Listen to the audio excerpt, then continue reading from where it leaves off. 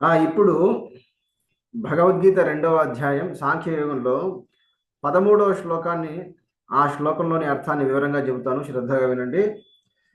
చూడండి, శ్రీకృష్ణుడు 13వ శ్లోకంలో ఏమని చెప్తున్నాడంటే, దేహినోస్మిన్ యథా దేహే కౌమారం యవ్వనం జరా తథా దేహాంతర ప్రాప్తి ధీరస్తత్ర నముహ్యతి.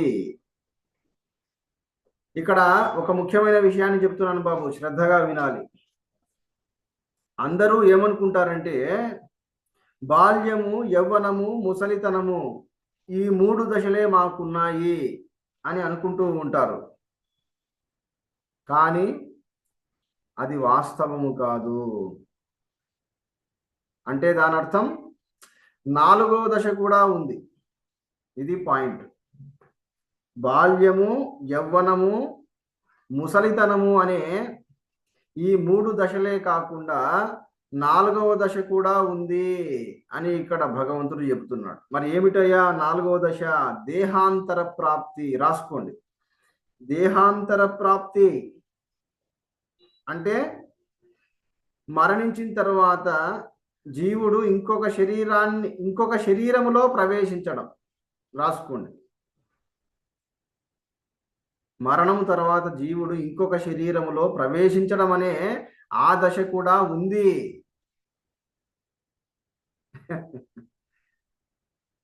కాబట్టి ధీరః తత్ర నముహ్యతి. మరి ఈ విషయాన్ని తెలుసుకున్న ధీరులు, జ్ఞానులు మోహాన్ని చెందరు లేదా దుఃఖపడరు. చెప్పండి, మరి మీరెందుకు దుఃఖిస్తున్నారు? ఎందుకు దుఃఖిస్తున్నారు? ఇది తెలియదు కాబట్టి. ఏది తెలియదు కాబట్టి? చెప్పండి, ఏది తెలియదు కాబట్టి? పూరణ లేకుండా ఉంటుంది. కాదమ్మా, ఈ శ్లోకాన్ని బట్టి కరెక్ట్. అంటే మనకు ఈ 3 దశలే అనుభవంలో ఉన్నాయి, కానీ 4వది మనకు అనుభవంలో లేదు. అందువల్ల మనమంతా బాధపడుతున్నాం, ఓ అని ఏడుస్తున్నాం. ఎప్పుడు? ఎవరైనా మరణించిన తర్వాత. కానీ ఎవరికైతే ఈ 4వ దశ కూడా అనుభవానికి వచ్చి ఉంటుందో, లేదా ఎవరికైతే ఈ 4వ దశ కూడా స్పష్టంగా తెలిసి ఉంటుందో, అటువంటి ధీరులు దుఃఖించారంట. కాబట్టి మీరు కూడా ధీరులు కావాలి. అంటే ఈ 4వ దశను కూడా మీరు స్పష్టంగా తెలుసుకోవాలి, అనుభవానికి తెచ్చుకోవాలి. అయితే మరి ఈ 4వ దశ మీకు అనుభవానికి రావాలంటే ఇక్కడ ఒక కిటుకు అనేది ఉంది, ఒక రహస్యం అనేది ఉంది. చెప్పమంటారా ఈ సందర్భంగా? 4వ దశ. 4వ దశ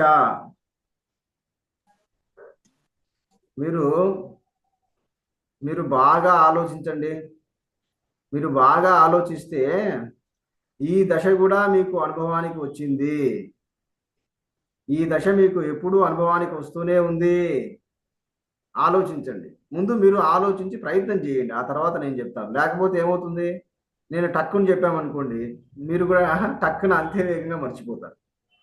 నేను మీకు హింట్ ఇస్తున్నా. హింట్ ఏమిటా హింట్? నాయనా, ఈ 4వ దశ అనేది, ఈ దేహాంతర ప్రాప్తి అనే దశ అనేది మరణం తర్వాత మాత్రమే కాదు, మీరు ఇప్పుడు బ్రతికి ఉండగానే మీకు అనుభవానికి వస్తూ ఉంది అనే హింట్ ఇస్తున్నాను మీకు. చెప్పండి, ఆలోచించి చెప్పండి. గాఢ నిద్ర అవస్థలో. ఇంకా ఆలోచించండి.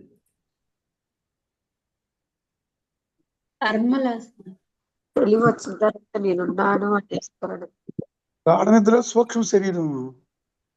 దగ్గరకు వస్తున్నారు. మిగతా వాళ్ళు కూడా చెప్పండి. మాకేం సంబంధం లేదని ఉండకూడదు. మీరు మొత్తం అందరూ కూడా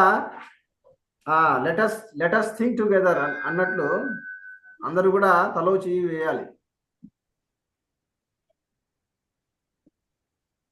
సరే, నేనే చెప్తాను. చూడండి, ఇందాక ఎవరో గాఢ నిద్రావస్థ అన్నారు. అది కాదండి, స్వప్నావస్థ.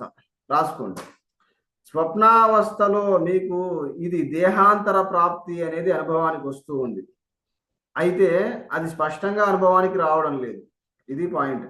అంటే దీని అర్థము, మీరు కలగనేటప్పుడు మీకు కొత్త శరీరం వచ్చినట్లు మీరు ఫీల్ అవుతున్నారా లేదా చెప్పండి. మీరు కలగనేటప్పుడు చెప్పండి. అది కారణ రూపం కదా గురుగారు. కాదండి, కారణం కాదు, అది సూక్ష్మ శరీరము. చూడండి, ఇప్పుడు మీకు అర్థమయ్యేలా చెప్పాలంటే, కొందరు కలగనేటప్పుడు ఒక ఊరిలో లేదా ఒక అడవిలో పక్షిలాగా పైన ఎగురుకుంటూ పోయినట్లు ఎవరికైనా అనిపిస్తూ ఉంటుందా చెప్పండి. కలగనేటప్పుడు కొంతమందికి ఇలా అనిపిస్తుంటుంది, నేను పైన ఎగురుకుంటూ పోతున్నానండి. చెప్పండి, ఇలాంటి అనుభవం కలిగిందా లేదా మీకు చెప్పండి. అన్మ్యూట్ చేయండి. అవును గురువు గారు. కలిగి ఉంటుంది తప్పకుండా. అవునండి. గాలిలో మరి తేలిపోతున్నట్లు లేదా పక్షిలాగా పెద్ద రెక్కలు వచ్చి ఎగిరిపోతున్నట్లు మీకు అనిపిస్తుంది. అంటే దాని అర్థం ఏమిటి? అప్పుడు మీకు కొత్త శరీరం అనేది వచ్చింది. అంటే ఇప్పుడున్న శరీరం ఎక్కడుంది? ఇప్పుడున్న శరీరం మంచం మీద ఉంది. వింటున్నారా? స్థూల శరీరం అనేది మంచం మీద ఉంది. ఇప్పుడు మీ సూక్ష్మ శరీరానికి ఇప్పుడు మీ సూక్ష్మ శరీరం అని మరో కొత్త రూపం దాల్చింది. అంటే ఇక్కడ మీకు ఒక అసలైన పాయింట్ చెప్తున్నాను, బాగా వినాలి. జాగ్రత్త అవస్థ నుండి స్వప్నావస్థకు మధ్యలో ఒక బ్లాంక్ స్టేట్ అనేది అడ్డుగా ఉంటుంది. బ్లాంక్ అనే దాన్ని ఏమంటారు తెలుగులో? అంధకార స్థితి. రాసుకోండి, అంధకార స్థితి. జాగ్రత్త అవస్థకు స్వప్నావస్థకు మధ్యలో ఒక అంధకార స్థితి అనేది అడ్డుగా ఉంటుంది.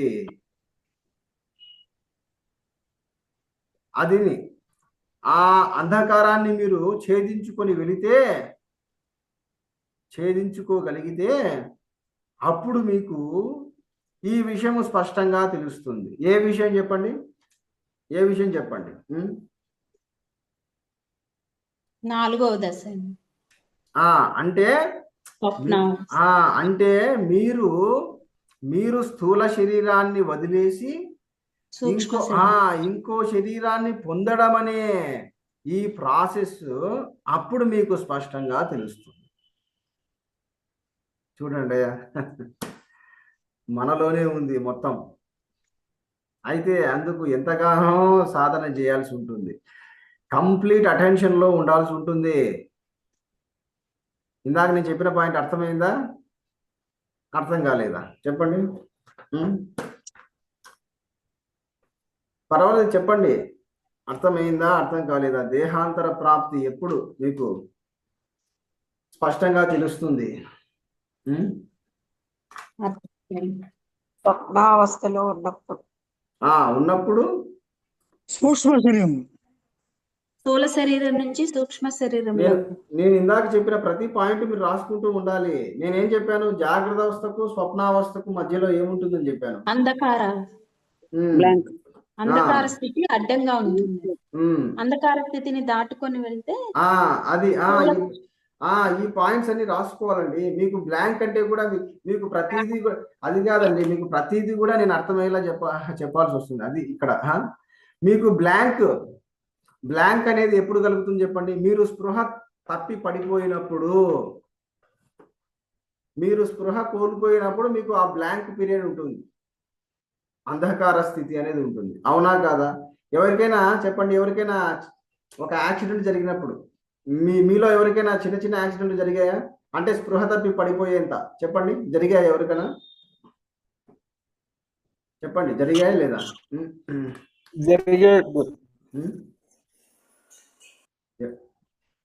చెప్పండి, అన్మ్యూట్ చేసి ఎవరు లేరా? లేకపోతే లేవని చెప్పండి, టైం వేస్ట్ చేయొద్దు. ఉన్నారా లేదా? లేవు గురుగారు. లేదండి.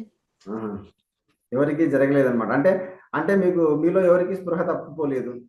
కాకపోతే తెలుసండి. పోనీ పోనీ నిద్రలో, గాఢమైన నిద్రలో బ్లాంక్ వస్తుందా మీకు? గాఢ నిద్రలో ఏం తెలీదు. అదే గాఢ నిద్రలో స్పృహ తప్పుతోంది అన్నమాట. ఆ. అదే అన్నమాట. అప్పుడు ఏమవుతుంది, ఆ అంధకార స్థితిని దాటిపోలేరు. స్పృహ తప్పిపోయినప్పుడు ఇంకా అంధకార స్థితే కనిపిస్తూ ఉంటుంది. కానీ ఈ ధీరులు మాత్రమే, మహాయోగులు మాత్రమే ఏం చేస్తారంటే ఆ అంధకార స్థితిని కూడా దాటిపోతారు కాబట్టి అప్పుడు వాళ్ళకి 4వ దశ కూడా, అంటే దేహాంతర ప్రాప్తి కూడా స్పష్టంగా అనుభవానికి వస్తుంది. అప్పుడు అలాంటి ధీరులు నముహ్యతి, అలాంటి ధీరులు దుఃఖించరు. చెప్పండి, మరి మీలో కూడా ఆ తపన మొదలైందా? అవును గురుగారు, ఎలాగైనా సరే ఇప్పుడు నేను ఆ అంధకారాన్ని దాటాలి, జాగ్రత్త అవస్థకు స్వప్నావస్థకు మధ్యలో ఉండే ఆ సూక్ష్మమైన అంధకారాన్ని దాటిపోవాలి అనే తపన మీలో మొదలైందా లేదా? మొదలైందండి. అవును సార్. అలాగే ఇక్కడ ఇంకో విషయం చెప్తున్నాను. స్వప్నావస్థకి సుషుప్తి అవస్థకి మధ్యలో కూడా ఈ అంధకార స్థితి అనేది ఉంటుంది. రాసుకోండి, ఇవి చాలా చాలా ముఖ్యమైన పాయింట్స్. జాగ్రత్త అవస్థకు స్వప్నావస్థకు మధ్యలో ఒక డివైడర్ ఉంటుంది. సింపుల్ భాషలో చెప్పాలంటే డివైడర్. అలాగే స్వప్నావస్థకు సుషుప్తి అవస్థకు మధ్యలో డివైడర్ ఉంటుంది. మీ బాధ్యత ఏమిటి? ఇప్పుడు ఏం చేయాలి? మీరు డివైడర్ని దాటి వెళ్ళిపోవాలి. డివైడర్ని బదులు కొట్టాలి. బయట డివైడర్లను కాదు. మీకు చేతనైతే, మీలో పట్టుదల ఉంటే ఈ డివైడర్లను బదులు కొట్టండి. ఏ డివైడర్లను చెప్పండి?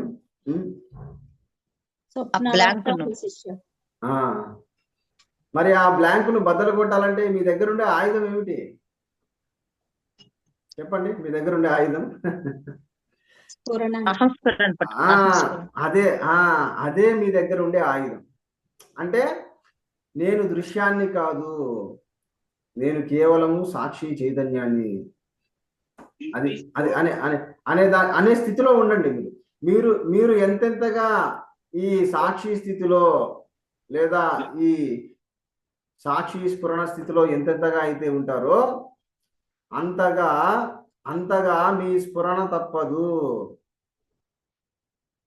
అప్పుడు ఏమవుతుంది? అప్పుడు మీరు ఆటోమేటిక్గా ఈ డివైడర్లను దాటిపోతారు. అప్పుడు ఏమవుతుంది? అప్పుడు మీకు ఈ 4వ దశ దేహాంతర ప్రాప్తి అనేది మీకు స్పష్టంగా తెలుస్తుంది, అనుభవానికి వస్తుంది. అప్పుడు మీకు చావు పుట్టుకలు ఎలా ఉంటాయంటే ఒక ఆటలాగా అనిపిస్తాయి. చావు పుట్టుకలు అనేవి ఆటలాగా అనిపిస్తాయి. అలాంటి వారే ధీరులు.